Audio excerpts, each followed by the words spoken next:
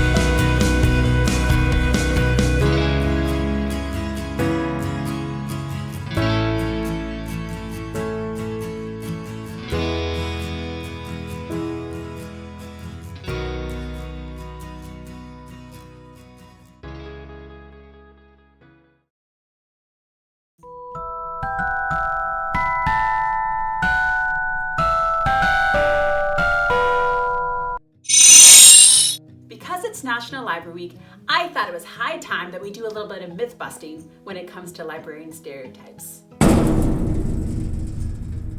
Let's start off with myth number 1. Librarians don't like noise and they really like to shush. This is false. So I'm going to preface this whole myth busting by saying that I work at a middle school library and my expectations for noise might be different than an academic library perhaps, but really, librarians don't mind noise, especially when it's appropriate for what's going on in the library. So many things happen in a library. Collaborating, communicating, connecting, learning, exploring, tinkering, innovating. All this stuff happens in the library, and all those things a lot of times require noise, right? We want people to take advantage of the library as much as possible, and in whatever way that fits our mission. So yes, libraries can be noisy, and we love when that happens, and they can also be quiet too. Just remember to notice the people around you and try and make sure that you're being considerate of what's going on in the space. Myth number 2. all librarians do is read and check out books all day. This is very false. In fact, when I started library school, I remember one of my professors saying, if the only reason you want to become a librarian is because you love books, you are getting into the wrong profession. Not one day have I sat behind a desk and read a book for the pure pleasure of it. We have a lot of other stuff going on. In order to be a librarian, you have to have your master's in library and information studies or science, depending on where you go. I went to the University of Rhode Island. There are many different fields of librarianship, and so my job as a school librarian may look very different from a librarian who works in a museum. However, some of the main components of a librarian's job is to help people find, access, and evaluate information. It's also our job to help curate resources to make it easy for our community members to find the information that they need. We're also in charge of managing library spaces and making sure that we're meeting the ever-evolving needs of our patrons. Myth number 3.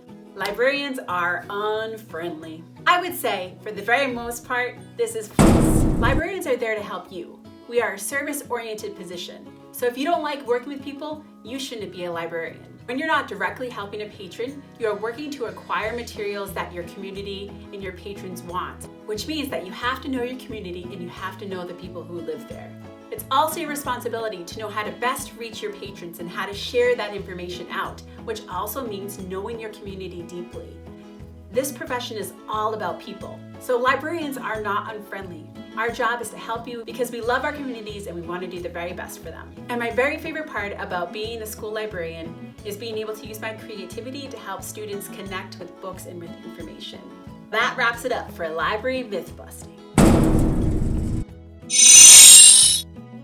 Did you know that April is National Poetry Month? Obviously, I'm not able to promote National Poetry Month at school because we're not there due to COVID-19 and practicing social distancing and making sure that we're safe and healthy.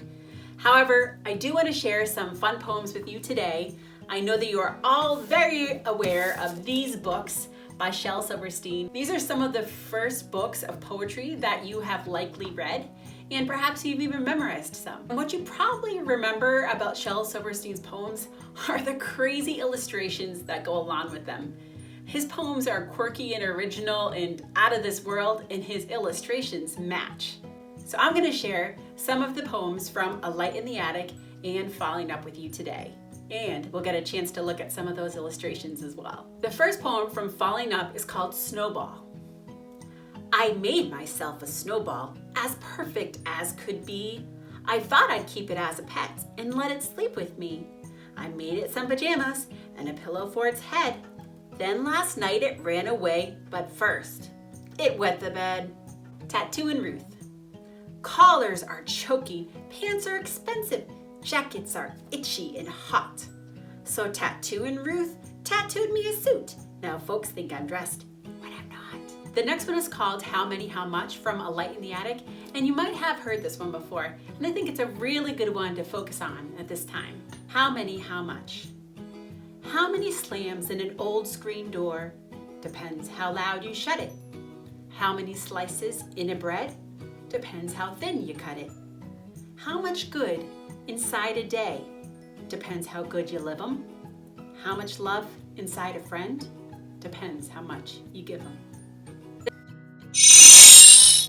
Picture this.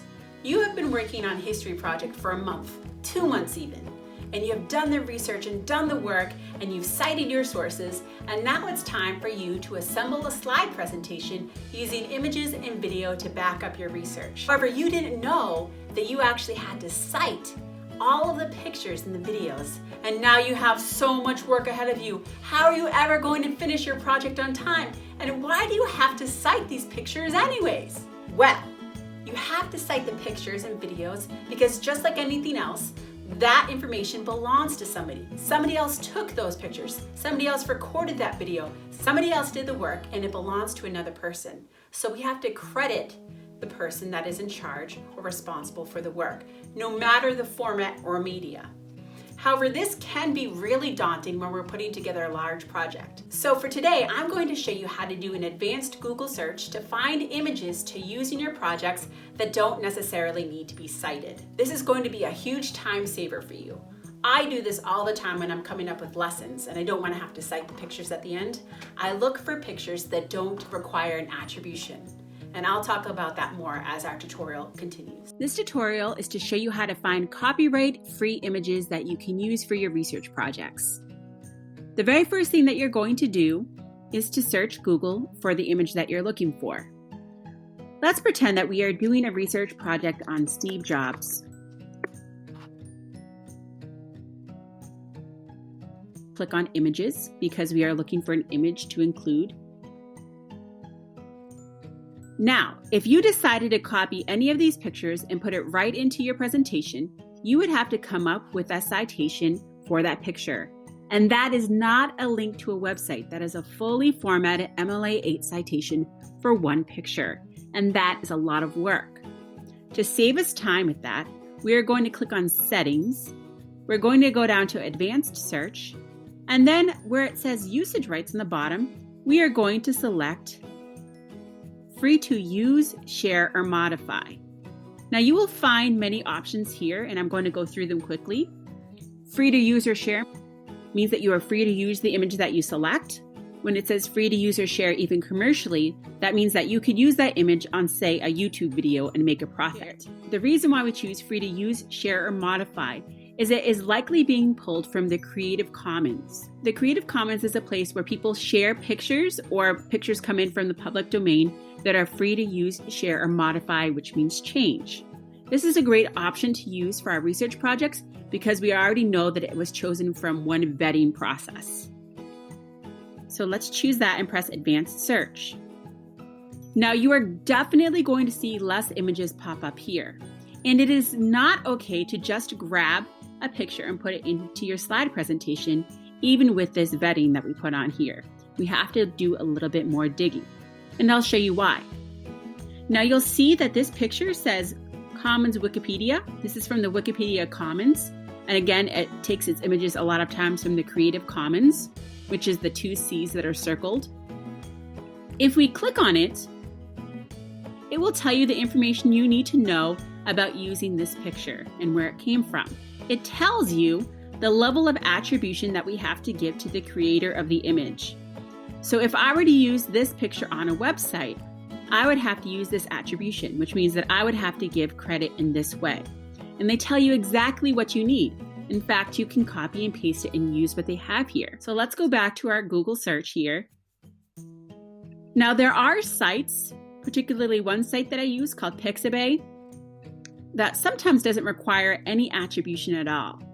So I can tell by looking at the little URL at the bottom what site I'm going to. And on Pixabay, if you look on the right, it says free for commercial use, no attribution required, which means that you can use this picture in your presentation or for your research, and you don't have to give any credit. So to wrap things up, going back to our search, you still cannot grab images without knowing if there's a level of attribution required. You do have to dig a little bit more, but at least it will help you filter out images that you know you're allowed to use and likely will give you some sort of guidelines as to what attribution it needs, even giving you the attribution itself. I hope that you find this a time saver and that you will use it in the future for your research. Thank you again for joining me for episode 8. Happy National Library Week, and I will see you all again soon.